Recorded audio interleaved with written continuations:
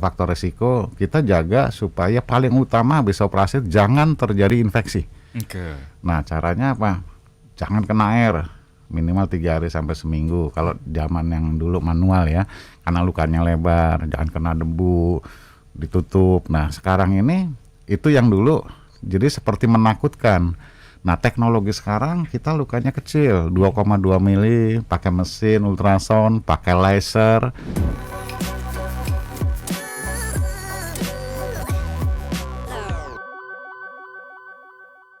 Faktor risiko dan juga komplikasi yang dikhawatirkan kalau didiamkan terlalu lama, apa aja dokter? Oke, jadi kalau dulu ya kita operasi katarak itu menunggu katarak itu orang bilang matang.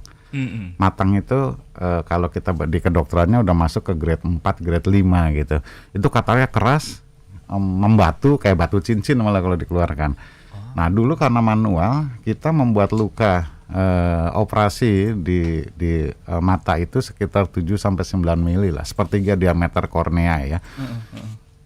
Katarak keras itu tadi biusnya kita suntik biasanya. Ya kan? Kemudian digunting selebar itu, katarak dikeluarkan, kemudian dijahit. Nah, dengan luka yang lebar, ya memang faktor risiko kita jaga supaya paling utama habis operasi jangan terjadi infeksi. Nah, caranya apa? Jangan kena air minimal 3 hari sampai seminggu. Kalau zaman yang dulu manual ya, karena lukanya lebar, jangan kena debu, ditutup. Nah, sekarang ini itu yang dulu jadi seperti menakutkan. Nah, teknologi sekarang kita lukanya kecil, 2,2 mili, pakai mesin ultrasound, pakai laser. Ya, jadi justru jangan menunggu katarak itu matang lagi. Kenapa kita sebagai dokter itu menginginkan operasi itu keberhasilannya tinggi dan faktor risikonya minimal. Ya, pertama kenapa? Pertama grade katarak jangan nunggu matang lagi. Sekarang anytime bisa kita lakukan. Mau dari grade 1 sampai grade 4, grade 4, 5 kita bisa lakukan. Gitu. Itu efektifnya dengan teknologi sekarang. Nah, kemudian kalau yang sekarang tuh biusnya hanya tetes saja.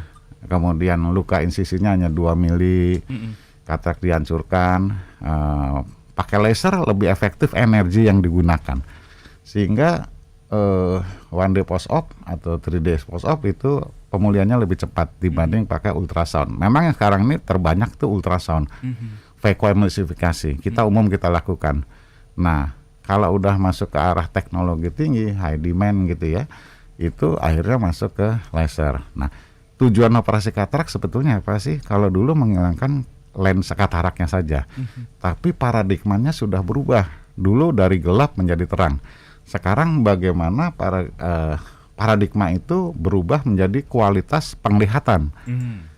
Nah, kualitas penglihatan selain teknik operasinya, itu operasi katarak itu kan lensa yang keruh kita keluarkan, habis itu kita pasang lensa tanam, mengganti lensa yang asli. Nah, dulu lensa tanam itu hanya ada satu macam yang kita namakan monofokal. Nah, sekarang dengan kemajuan teknologi lensa, jadi kemajuan teknologi operasinya sudah sangat maju dengan flex itu. Kemudian dengan kemajuan teknologi lensa itu saat ini sudah ada namanya monofokal. Monofokal udah pasti ada dulu. Kemudian ada multifokal, ada toric. Nah, perbedaannya gimana? Kalau dulu kita habis operasi, katarak kita keluarkan, kita pasang lensa satu monofokal, jauhnya kita bisa koreksi. Tapi bacanya masih bisa pakai kacamata. Nah, dulu ya, momennya sebelum operasi, dia -1, -5, -10, -20. Habis operasi katarak, jauhnya kita targetnya biasa 0, tapi ada toleransi lah, plus minus setengah, plus minus 1, plus minus 2, toleransinya di situ. Nah, itu melihatnya jauh enak, tapi bacanya masih pakai kacamata baca. Sekarang dengan kemajuan teknologi lensa, kita bisa sesudah operasi katarak itu bisa penglihatan jauh, penglihatan menengah itu komputer gitu ya, dan dekat, baca koran, handphone, iPad gitu ya, itu bisa kita tidak tergantung dengan kacamata.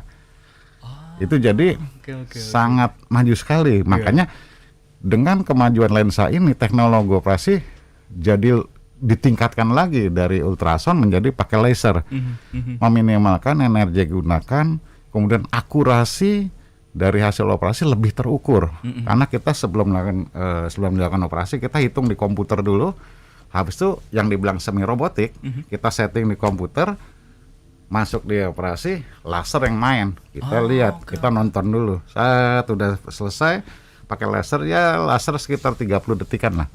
30 detik saja. Ya, itu makanya efektif, waktunya sangat benar, sangat cepat. Jadi laser main semua, udah itu baru kita ambil kataraknya. Jadi dulu mungkin operasi kalau manual bisa ya 15-30 menit, kalau kasus sulit kadang-kadang 45 menit. Sampai gitu. hampir 1 jam. Ya, kasus-kasus lo zaman dulu manual. Tapi sekarang sudah maju. Kalau dengan ultrasound biasa mungkin ya 15-20 menit. Kadang kasus sulit ya 30 menit. Nah, pakai laser terbantu lagi kita. Rata-rata 10 menit. Kasus-kasus sulit 15 menit. Itu lebih cepat. Nah, selain itu tadi itu teknik operasinya kita lensa. Lensa itu dengan multifokal. Jadi 3 area kita bisa lihat, jauh, intermediate, menengah, sama dekat. Dan kalau ada faktor silinder, jadi kan kalau kacamata tuh ada suka dengar, oh kacamata gue silinder. Nah sekarang dengan ada kemajuan lensa torik, kita bisa koreksi silindernya. Nah silinder itu paling nggak enak karena dia bisa kalau tidak dikoreksi, dia penglihatan jauh sama penglihatan dekat menjadi tidak enak tuh. Itu bisa terjadi di jauh dan dekat tuh kalau silinder. Sekarang dengan kemajuan teknologi laser, dari mesin lasernya bisa mengkoreksi, dari lensanya bisa mengkoreksi juga silindernya. Nah, jadi akan tidak tergantung dengan kacamatanya, lebih akurasi lagi. Lagi terukur sama komputer. Memang kalau cerita 100% punya Tuhan, saya bilang. Tapi yang kita penting manusia berusaha dulu gitu. Kita mendekati ke arah sana, ya kan? Biasanya kalau saya operasi targetnya 0 tapi ada toleransi biasanya. Plus minus seperempat kah, plus minus setengah kah, plus minus 1. Tapi uncorrected tanpa kacamata kita bisa dapat untuk kegiatan hari-hari. Jadi tidak tergantung kacamata. Itu kemajuan teknologi di dunia mata, dunia operasi katarak, di dunia.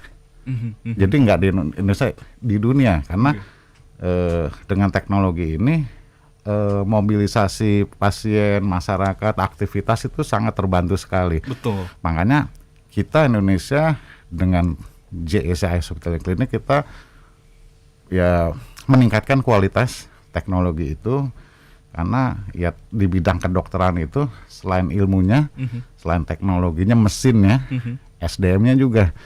SDM-nya kita keliling-keliling terus untuk update ilmu terus, walaupun udah tua belajar terus.